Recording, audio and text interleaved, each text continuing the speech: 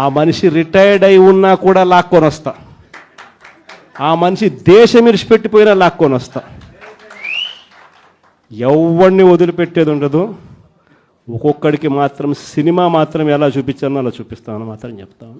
ఖచ్చితంగా వీళ్ళు ఏదైతే నాటుతున్నారో, ఏదైతే ఇత్తుతున్నారో, ఇది రెండింతలు వీళ్ళకు పండే కార్యక్రమం కూడా జరుగుతుందని మాత్రం ప్రతి కార్యకర్తకు గట్టిగా చెప్పండి. ఎందుకనంటే ఈరోజు రాష్ట్ర వ్యాప్తంగా ఇదే జరుగుతూ ఉంది. ఒక్కొక్కని కథ వింటూ ఉంటే నిజంగా మనసుకు బాధ కలుగుతుంది. ఆ బాధ ఎలాంటి బాధ అంటే చెప్పలేం.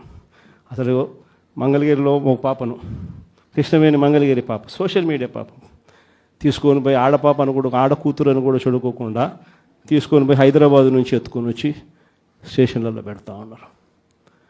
ఇంకొక పాప సుధారాణి, ఆ పాపను నెలలు ఈ స్టేషన్ నుంచి శ్రీకాకుళం నుంచి తిప్పినారు. శ్రీకాకుళం నుంచి కింద దాకా అన్ని స్టేషన్లు తిప్పుకుంటూ నెల రోజుల పాటు బెయిల్ రాకోకుండా తిప్పినారు. ఆడవాళ్ళను, ఆడ కూతుర్లను కూడా చూడుకోకుండా కేవలం వీళ్ళకి వ్యతిరేకంగా పోస్ట్ పెట్టిందని ఇంత దౌర్జన్యంగా జరుగుతూ ఉన్నారు. వంశీ అని ఇప్పటికి నెలన్నర అయిపోయింది. ఒక కేసులో బెయిల్ వస్తుంది, బెయిల్ వచ్చిన వెంటనే ఇంకొక కేసు, మళ్ళీ ఆ కేసులో బెయిల్ వస్తుంది, బెయిల్ వచ్చిన వెంటనే మళ్ళీ ఇంకొక కేసు. ఇప్పటికి 11 కేసులు. ఒక కేసు అయిపోయినాక ఒక కేసు, ఒక కేసు అయిపోయినాక ఒక కేసు. 2 నెలలు దాదాపుగా వంశీ ఈరోజు జైల్లోనే కనపడతా ఉన్నాడు. ఇంకొక దళితుడు ఎక్స్ఎంపీ నందిగాం సురేష్ పాపం నెలన్నర రోజులు పాపం జైల్లో పెట్టారు. బెయిల్ రాకుండా అడ్డుకుంటూ జైల్లో పెట్టారు. మళ్ళా చివరకు కోర్టుల ద్వారా ఎంతో కష్టపడితే బెయిల్ వచ్చింది. వచ్చిన తర్వాత మళ్ళా 3 నెలలు 4 నెలలు తిరగకపోతే మళ్ళీ ఈరోజు నిన్న మళ్ళా కేసు.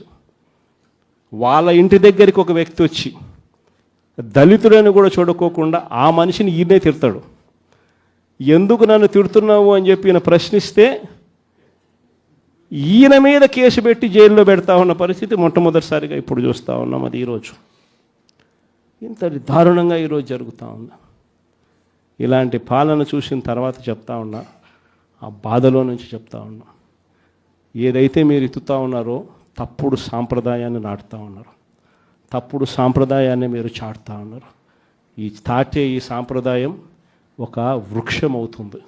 మీరు ఏదైతే ఇచ్చారో అది 2 ఇంతలు వెనక్కి తిరిగి మిమ్మల్ని తన్నే పరిస్థితిలోకి ఈ వ్యవస్థ తయారవుతుంది. ఇలాంటి పరిస్థితుల మధ్య ఈరోజు మనం అంతా కూడా ఏకమై ఒకటి చెప్తా ఉన్నాం. రాబోయే రోజుల్లో గట్టిగా పోరాటం చేద్దాం. సంవత్సరం అయిపోయింది కళ్ళు మూసుకొని కళ్ళు తెరిచేసరికి.